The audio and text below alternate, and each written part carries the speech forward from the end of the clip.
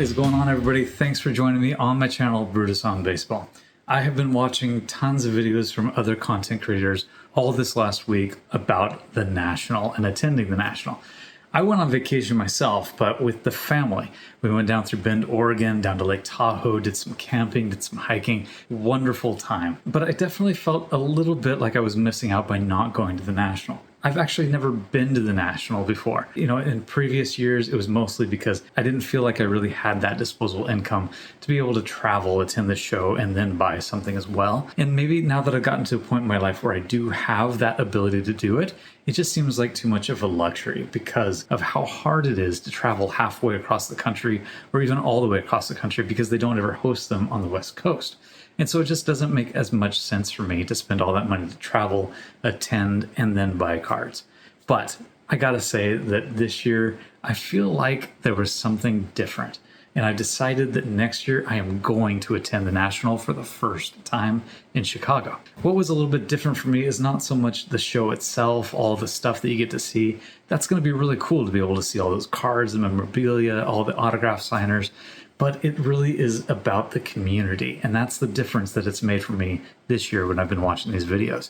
I've been making this YouTube channel for about a year and a half now, and I really feel like there has been this established community started where I can really talk to people, connect with other people that love baseball or collect cards or both. And I've had so many people ask me in the last little while, are you going to the National? Are you going to be there? And I've had to say, no, I'm not going to be there. And so I've decided that next year I'm going to give it a shot for the first time. I'm going to bite that bullet. I'm going to spend the money to travel to Chicago. And I'm going to be able to connect with a lot of people out there. So keep that in mind for next year. I will be going out to the National if you want to hook up, if you want to meet up, anything like that. Love to meet more of you guys. But in place of the National, though, I did want to share two things in this video today. The first is that I've decided to switch up my little background here. I've got my autographed pictures, Miguel Cabrera back in the Marlins days. I've got Vlad up there when he was with the Expos. I've got Chipper Jones, A-Rod way back when he was with the Mariners, and a bunch of other ones on the other side of the room. I might switch them up at some point. But I used to have guitars back here, and so what I've decided to do is I put up shelves. You can see, 3 different layers of shelving units for my background, and I'm going to put some of my favorite cards back there going forward. So that's one thing I wanted to share. The second thing I wanted to share, I didn't go to the National, like I said, but I did have a little bit of fun on my trip still getting some baseball cards. And they're not new cards to me, but they're new cards in my possession. And what I did is, as I traveled through Oregon, down through California, and then back up to Vancouver, BC, I stopped by the vault, the Fanatics Vault now, no longer the PWCC, the Fanatics Vault in Portland, Oregon, to pick up a bunch of cards that I know that I want to have long-term to add to my collection at home, rather than keeping them stored in the vault. And so I figured I'd share those with you guys today. I've got a whole whack of stuff here. You guys can see they gave me this nice little holder. They went and retrieved my cards. I gave about 24 hours notice. I'll just give a little background on this. 24 hours notice. They weren't prepared for me when I got there. Little snafu, whatever, in making the appointment time and making sure they were ready for when I did pick up. And I had a small window too because we were traveling through and I didn't have the luxury to stay and wait. But they were nice enough to fulfill my order while I waited. About a half an hour is what it took. And somebody ran around for me and picked up all the cards. So really appreciate that. I did stop there before when PWCC ran it about 2 years ago, and now it's Fanatics. Definitely a different feel to it. When I got in there, they were nice enough. A security guy came out and waited with me, but they didn't invite me in. They didn't, say, hey, come on in, take a load off, anything like that. Definitely different than the old style at PWCC. They actually invited me in. They gave me and my kids a tour of the place. Didn't get any of that kind of feeling this time around, but I must say they were still quite responsive for me. So let's go through this real quick. I'll show you what I got. A few PSA holders. For the most part, Fanatics now evaluates their PSA graded cards quite accurately, quite well.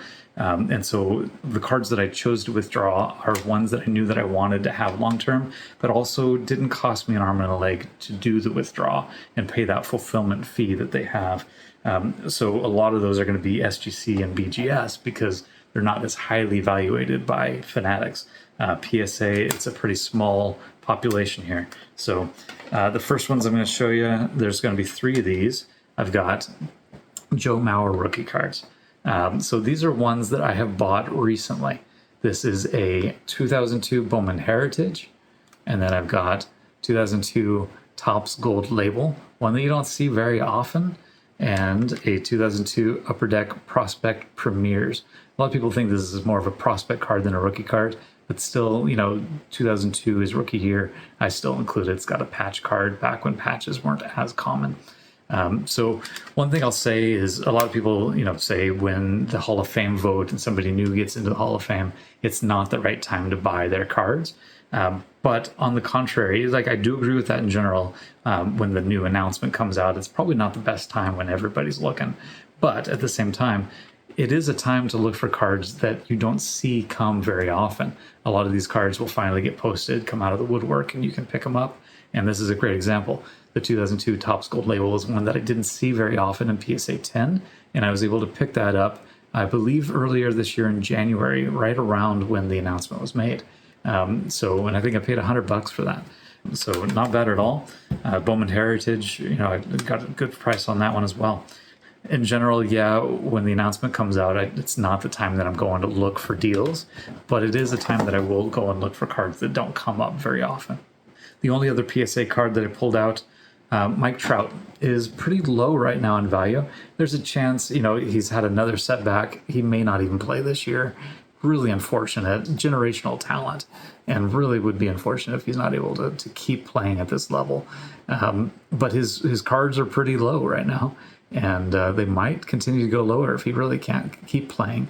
But I figured it's a good time to pull out the ones that I know that I'm going to keep long term. I only have one of these Bowman Chromes in PSA 10, so I figured I would withdraw that too and keep it long term. So that's my last PSA card that I took home from the vault.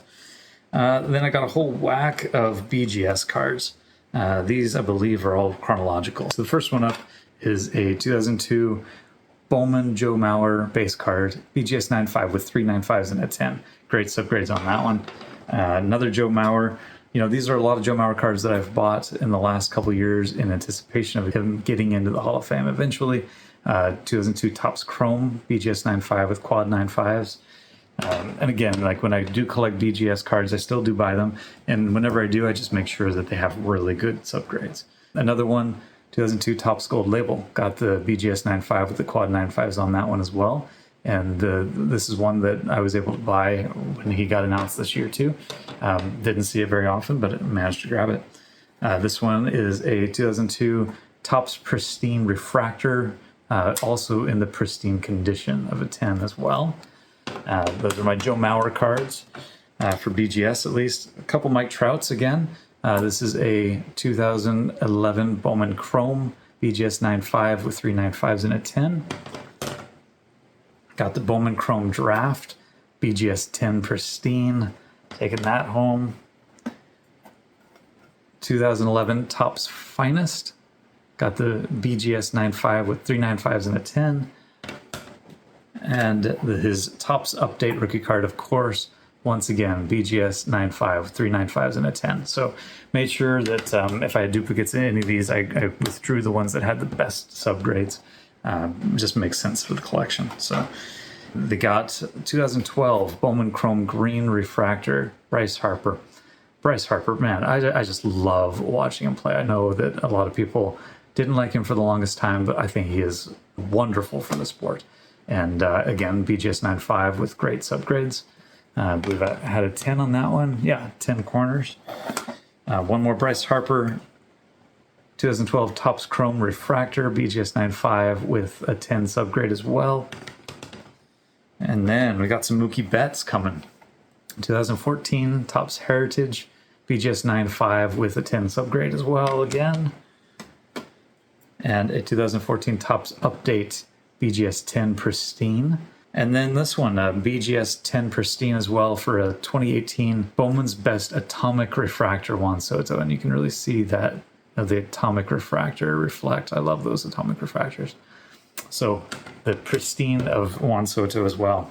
And then I've got, here's my last handful, got the SGC cards that I pulled out.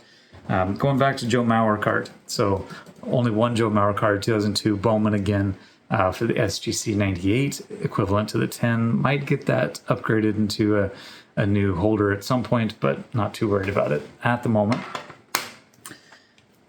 And then I got looking old school a little bit, 1964 Topps Phil Niekro Hall of Fame rookie card, SGC 9. A beautiful card. It's amazing how well the centering is on that one. So pretty low valuation. I think that they had it for like $571 or something like that.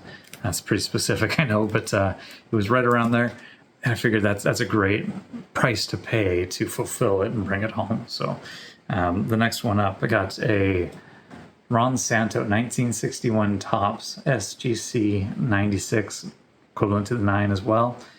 Again, another pretty stunning looking card for 1961.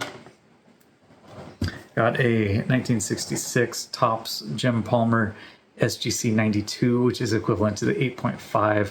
This is one that, I have considered as well to put it into a new holder. But it's a beautiful grade, beautiful holder, so I'm not worried about it right now. Just a couple left. 1978 Topps Lou Whitaker SGC 98. That's the Gem Mint 10 and their old grades. One that I know that I'm going to hang on to for a long time. And I bought this way back in, see, they actually have it on here. 2017 is what the label says. So looking back in time, and maybe I'll put for some of these, some of the prices that I paid and the time that I bought it. But just, it was a great time to buy vintage before it really took off during COVID. And before, the Hall of Fame candidacies for some of these guys like Whitaker have really gained more steam. So picked that up at a great time. Along with this next guy too. 1975 Topps, beautiful set, of course. Keith Hernandez rookie card. I bought this back. It says 2020. So it was actually in the height of COVID, but I still managed to get this for a really great price. And it's a population of only one. SGC 10 Gem Mint. There's only one of these out there. And I could not have been happier when I picked this one up. So, and then the last one that I wanted to share with you guys, it's in a second holder because PWCC always did this little card that they would include, if it was above average, which I think was in the top 30% of the cards in that grade. And they put a little sticker on the back of the case too. And I think there was like a superior if it's in the top 10%, things like that. So this got top 30%, which I find interesting because I think there's only a population of 3 of these cards with this grade out there. But it is the oldest card that I own right now. I haven't delved much into pre-war cards just because I haven't finished collecting the post-war cards. There's a lot of post-war cards that I need to still collect, and I feel like there's a lot more education that I need to do for myself before I start diving into the pre-war cards. But I saw this for a great price, I thought at the time. At the time was, it doesn't have it on here. Maybe, 2021 is what it says. I think I bought it a little while before that, but I may be wrong. But just a beautiful looking card. It's a 1933 Gaudi Urban Red Faber SGC 8. 8 is a great grade for this old of a card. And like I said, I think there's only a population of 3 out there for this card in an 8. And I don't believe that there are any higher than 8. So one of the 3 highest grades out there. Like I said, I think I only own 2 or 3 pre-war cards. I think 3 now. And this is my oldest from 1933 Gaudi. Beautiful card. Know that I'm going to keep this for a very long time.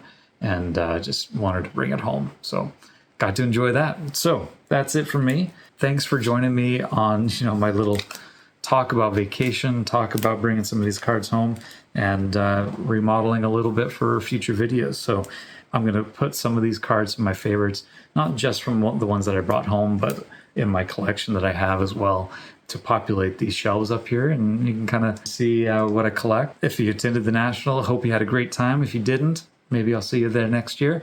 And in the meantime, keep talking baseball, take care of yourselves, and we will see you around.